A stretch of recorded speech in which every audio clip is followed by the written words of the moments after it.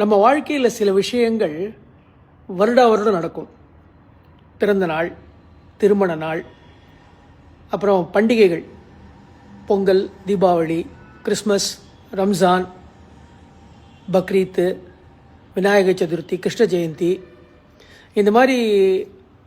அது தவிர வருடப்பிறப்பு, ஆங்கில வருடப்பிறப்பு, தமிழ் வருடப்பிறப்பு, பிற மொழி பேசுகிறவர்களோட வருடப்பிறப்பு, இதெல்லாம் வருஷா வருஷம் வந்து நேர்க்கும்.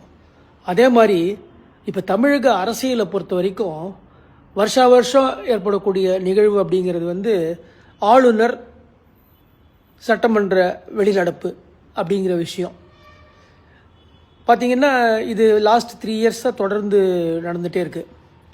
இன்னும் கொஞ்ச நாள் போனால் என்ன ஆகுன்னா, இந்த ஒரு கதை சொல்லுவாங்க இல்லையா, ஒருத்தர் உபன்யாசம் பண்ணும்போது ஒரு பூனை அங்கே இங்கேயும் சுற்றிட்டு இருந்தது.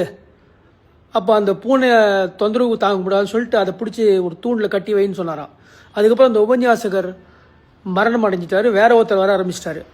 வந்த உடனே அவர் எல்லா ப்ரிப்பரேஷனும் கரெக்டாக இருக்கான்னு பார்த்துட்டு, ஆமாம் அந்த பூனையை கொண்டு வந்து தூணில் கட்டணுமே, ஏன் கட்டாமல் இருக்கீங்க, கொண்டு வந்து கட்டுங்க அப்படின்னு சொன்ன உடனே அந்த பூனையும் செத்து போச்சு. இவங்க வெளியிலேருந்து போயிட்டு வேற ஒரு பூனையை பிடிச்சிட்டு வந்து அந்த தூணில் கட்டினாங்களாம்.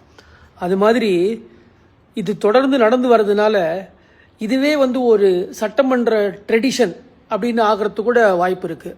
நம்ம கவர்னரை கூப்பிடணும், அவருக்கு மரியாதை செலுத்தி உட்கார வைக்கணும். அதுக்கப்புறம் வந்து தமிழ் தாய் வாழ்த்து பாடின உடனே அவர் வெளிநடப்பு பண்ணுவார். பின்னர் சபாநாயகர் கவர்னர் உரையை படிப்பார். அப்படிங்கிற மாதிரி ஒரு ட்ரெடிஷன் தமிழ்நாடு சட்டசபையில் உருவானாலும் ஆகலாம் இல்லையா? நீங்கள் என்ன நினைக்கிறீங்க?